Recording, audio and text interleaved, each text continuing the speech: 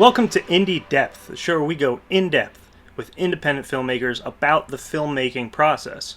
I'm your host, Andrew Froning, and today I have multi-award-winning web series creator, Sally Hassan. Welcome to the show, Sally. I'm really happy to be here. Yeah, me too. All right. So, Sally, your web series, Ghetto Nerd Girl, you finished your second season. Are you working on a third? So I'm in the very pre-production phases of doing a season three. Who knows when we'll get to film, but I definitely want to, write it and at least try to film something. Sure. Yeah, I've got season 2 of The Connection ready to go, and I just we were ready to go before this started, and then this started. Um, Yeah, yeah, you kind of have to like pivot. right. So gave us time to reevaluate the scripts. Um, I don't know. It's hard to be creative, I feel, during the pandemic.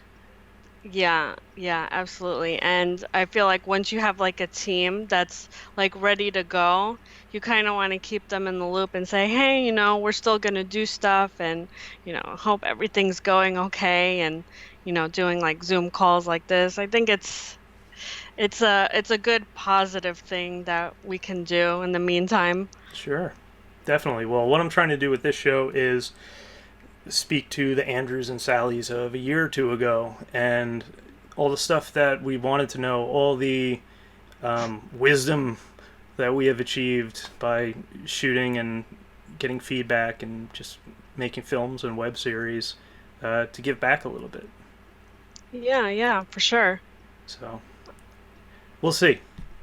Some of you better get used to this. Um, so, Ghetto Nerd Girl, such an original title. Thank you. How did that come about? How'd you come up with the idea for that?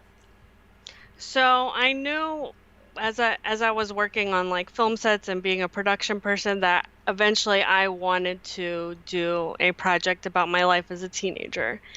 And I didn't have a name like when I was writing it, but then I thought of how I'm ghetto in a sense because like I have this like gangster hood side edge, but I'm nerdy at the same time because I like Sailor Moon and I'm really into reading and library and books, and that's not really something you see all the time. So I definitely wanted it to be a title where you can picture something and kind of get people's attention. So Right, and it's there's conflict in the title, like ghetto absolutely. nerd, like oh my goodness, on top of all this, she's female. Like it's a different world.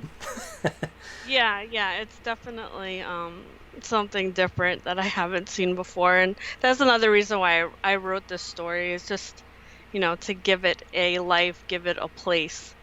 And slowly we're making like a community out of it. It's pretty neat. That's great. I've seen some of your you've got like multi-thousand views on some of your videos, which is amazing. Oh, thank you. So drawing from real life, that can be scary at sometimes, right? Absolutely. It gets kind of complicated because in the beginning I was very attached on, sticking to all the details and trying to be as accurate as possible. But sometimes you can't do that, and it's a detriment to trying to produce something. So, like, my advice to somebody who's like writing about their life is try to be open because you don't want to hinder on the creative process. For example, like there are certain characters I had to either like change the gender to make it more dynamic or combine characters like two people is one character and certain different things. And another big element that I had to do was that my life as a teenager was kind of depressing and I was alone a lot. So I added a character who is real but wasn't necessarily with me during all like the scenes. So the character of Chase, who is a real person, but I added him more as like, okay, it's something fun to watch. It's not just, all this heavy stuff. Right, and it's a comedy. It's a funny show. Right, right. So to bring some levity to those feelings of isolation. Has that been cathartic to you? Yeah, so, because I mean, my life as a teenager was like over a decade ago. And when I first started writing, I was like, okay, I'm over this stuff. I can write it. But then you realize, oh, maybe I'm not over this. And like showing it to everyone is kind of like that closure. Like once I finished that, it was like, oh, this is like me turning a negative into a positive Right. and have it and seeing people like relate to it. Like that's even more rewarding. Right. Yeah, because a lot of times when we're teenagers, we go through things and we feel like no one else knows the way I feel. And, as a 30-year-old, you're like, yeah, everybody felt the same exact way. We were just too, like, in our own heads Right, to think right. about it. So it's nice, too, that I feel like your show is probably also approachable to a younger generation, too. So there's not like a barrier for entry. It's not like this intellectual high watermark. It's something that anybody can get into and relate to, and I Yeah. think that's beautiful. Yeah. Yeah, thanks. You said that a lot nicer than I do when I talk about my show. It's funny because we're our own worst critics, right? So when I talk about my show, I try to be a little like humble about everything, and yeah, it's no big deal. It's just this thing I've been doing for like a whole year. Yeah. But Yeah. when it's different when you're talking about an idea and then you're talking about like seeing a completed project. Um, because once something has kind of come to fruition, you can see what all that work has built to. It's actually really exciting, and especially for other people to see and like, wow, yeah, somebody did that, and they had all these ideas and all these things I was feeling, um, myself. So I think that's a nice thing. Yeah, another thing I was just gonna add to that is like after I posted it, you put everything on social media. So I started using like hashtags like Ghetto Nerd and Ghetto Nerd Girl, and I actually ended up finding other artists that also use Ghetto Nerd, and so we started like sharing our work too. So that was a kind of nice thing that I didn't even know existed before this. Oh, that's great. So you found a bit of a ghetto nerd community. Yeah, so I found a rapper called Killa Cali Hustle, and he's also AKA the Ghetto Nerd. So I'm actually wearing his pin. All I right. told him yeah, so like it was almost like because I suck at marketing, so to know that there were other people like promoting their stuff, it kind of gave me like motivation to be like, hey, I'm not the only one, and there's definitely like a brand out there and an audience out there for this. Right, and it's a legit thing. It's not something you've totally created. You're adding to um, a community, an online community, Yeah, and definitely. so I'm not great with social media marketing either. So if we have like a tip that we can leave the audience with, what's something that you've learned during this process?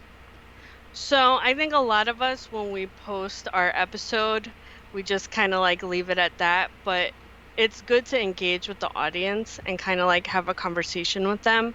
And sometimes we can't like pump out the content as quickly as they'd like to watch it. So I try to like intermittently do maybe like a live video and a live chat and bring on like another cast member, and we'll discuss things. Like I've done this on my Instagram channel, and we've gotten a lot of views and audience participation from that, and I think it's very helpful to like build an audience.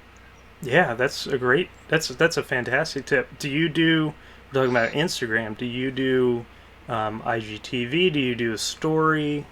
What's the best way? Yeah, so when I was doing it, they didn't have IGTV as a live thing, so I didn't use that, but I'm gonna go back and add stuff as IGTV. I was doing it on Facebook too, but my computer wasn't allowing me to do both at the same time. Oh, And I noticed more people watching on Instagram anyway. sure. Okay, good deal. So you went for stories rather than just a video post? Yeah, but I think now on IGTV you can do it as they have a live feature on it now, Okay. so you can use that as well. All right. Gonna have to check that out. Yeah. It's exciting to do a live thing because you'll see people like commenting, being like, hey, and you can kind of interact with them and say, hey, and if they have questions, they can ask right there and you can answer on the spot.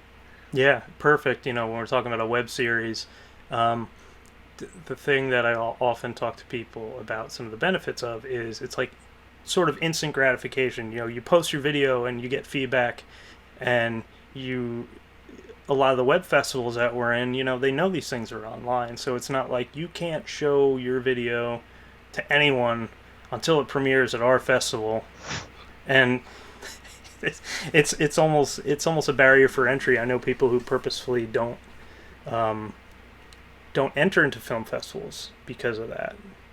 Yeah, I think that's why I made the jump from like short films to web series was because I wanted to post my work.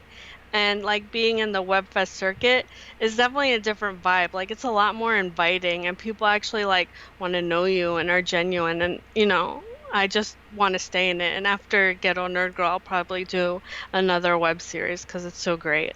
Nice. And do you think this web series would also draw from real life? Oh yeah, I already know, yeah. I mean, like, not to toot my own horn or everything, but like there are so many like crazy things that happened to me in my life, and the other like chapter of that was me being in a sorority and the Greek life world, which a lot of people Okay. don't even know what it's like. So I wanted to do my next web series about that. Oh, sounds exciting. Yeah. I actually wanted to do that first, but it's such a like big budget thing and it was so ambitious for me at the time that I was like, let me do the prequel of Ghetto Nerd Girl because that's easier to do. And it came out to be so great. So I'm happy that I made this choice. Sure, and it's one of those things too. With a web series, you can go to the park and shoot. It's not high entry barrier. You can tell a story. If you've got a story, people will stick with it and finish the episode, finish the season, finish the series. Um, you don't need superheroes flying around.